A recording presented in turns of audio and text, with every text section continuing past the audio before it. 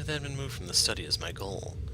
I did not return to it after my initial discovery, but the thought of Lorraine, how much I want to see her again, even if it's just for one more time, keeps coming back to mind.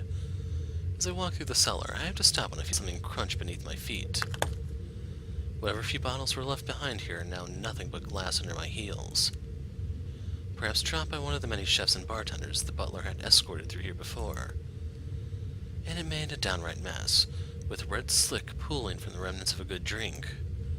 With how dark this place is, a person with a dark enough imagination can easily mistake it for blood. I can help but think it is, despite the easy logical explanation that had come to my mind, only because of what I'm about to do. It's merely a momentary distraction as I continue to the end of the cellar where the mirror stands. Propped up on the far wall, it gleams innocently while pretending to be a simple and ordinary mirror. How morbid to think this thing can show a person their deepest, most desperate desires, and then twists it to an image so dark. That's what I had seen that day. Though I heard Lorraine many times, I had only seen her here within its frame. I wonder if people have discovered it before. How many were wasted away in front of it, enamored, and how many were frightened away by what they saw? Yet as I stand before it now, nothing. I can barely see my own reflection in the darkness. How does this even work? Mirror, mirror on the wall? Something? Anything? Nothing. Touching its surface doesn't make it magically activate or anything like that. There's no sudden surge of power, and I am not suddenly granted sight. It stays what it is, a mirror. Was Lorraine's appearance in the mirror all some sort of fever dream? Am I really that burdened with guilt and despair that my mind would eat itself in my stress and have me hallucinate such things? Either way, just going here on some crazed obsession for a girl long gone must warrant me a trip to the doctor. Already I feel ill. After a few more minutes, in the hopes that something would change, I turn around to leave. I can just go back upstairs like nothing ever happened, perhaps drop by the party for some hors d'oeuvres, then go home and collect myself. Besides, Mrs. Wright is expecting me and I'm... Going to leave me again then, are you? I stop in my tracks, but I don't turn back. As much as it pains me, I don't look back. If I'm just hearing her again, desperately delusional, and I look back to see nothing, I don't want to give myself false hope. But when I feel fingers around my wrist pull at me, I look back in shock. My first thought is, how in God's name is this possible? And the second is Lorraine. Her hands are cold. Are you that mad at me that you're just going to ignore me, Marianne? I don't know what to say. I can only stare at her and wonder. She stands there in the mirror with only her arm extended outward for my sake. I look at the hand still holding my wrist, and when she sees me looking at it, she moves it so that our hands are intertwined, fingers weave together. Seeing her there and feeling her touch meant I'm not crazy, though however impossible and unexplainable this all is to me right now. It just takes my breath away. Pulling her out from there is tempting. I can imagine doing so with ease. We can be together again, Lorraine and Marianne, like nothing had ever happened. But that would all be a great big lie, wouldn't it? What? Pack out your tongue. Don't just look at me like that. Say something. Even if this thing were some magic portal that could bring back the dead, that doesn't erase anything. Just looking at her, still a young teenager while I'm already a grown woman, it serves no other reason than to break the illusion that blinds me. I've seen her twice now, always behind that mirror. If this is real, if this isn't some delusion, then why can she only exist behind the glass? You have no idea how happy I am to see you. It's been so long. You don't look happy. I really am happy, but at the same time, I can't help but think about what happened to you. And what does that mean? What are you saying? She gives me this peculiar look, and before my eyes, she moves to step out of the mirror. In turn, I wrench my hand from her and take a step back, almost as if I'm afraid. I don't know how this is possible, but whatever this is, it isn't real. You can't be real. I'm right here, aren't I? What other proof do you need? No, I see you.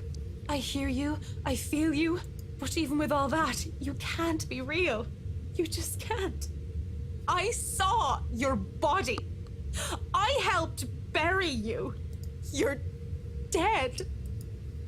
A deep hurt crosses her face, and it just breaks my heart in two, seeing her wear that expression. Burying me wasn't the only thing you did. Don't you dare lie. But I'm going to be the bigger woman, aren't I? Let bygones be bygones. I'll forgive you, as long as you stay with me, Marianne. That's why you came down here, right? To find me? That was the plan. I came down here looking for her, for closure. But this isn't just closure. This is something else entirely. I didn't think I would be forced to make such a choice. I want to stay. I really do want to stay. With her. I'm getting tired of pretending, of lying to myself.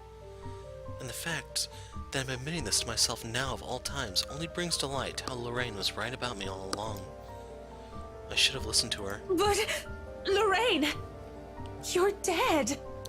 How can we even stay together? I know. And it's your fault, isn't it? You tore us apart. But now, you can put us back together again. And now that I have the choice to fix what I had done to us, then who am I to do otherwise? I'm so sorry. I must look like a right mess. I'm here, Em. I'm here now, don't you worry. Come here. It takes everything I have not to tear up at the sight of her. She reaches out and slips her fingers through mine before pulling me away from the tunnel and towards the mirror. Our reflection, a grown woman and a teenager barely past her prime, lends a bizarre light to this whole scene. I can't imagine how you've been so alone all these years. I left you, Lorraine. I didn't mean to, but that's what I did. I don't even know if you can ever forgive me. Don't cry. Doesn't suit your pretty face. Besides, I don't have to be alone anymore, do I? You're here for me, aren't you? You'll never leave me again, will you? My mouth goes dry as she looks at me. That isn't the plan. This isn't closure. Yet her hand in mine makes me believe that this is real. She's real, and that's all that matters, nothing else. Yes, of course. I wouldn't dare leave you. You swear you won't leave me? I swear to God, I won't, Lorraine. Though her smile remains, I can only describe her expression as sad. She walks around until she stands just behind me and wraps her arms around my waist.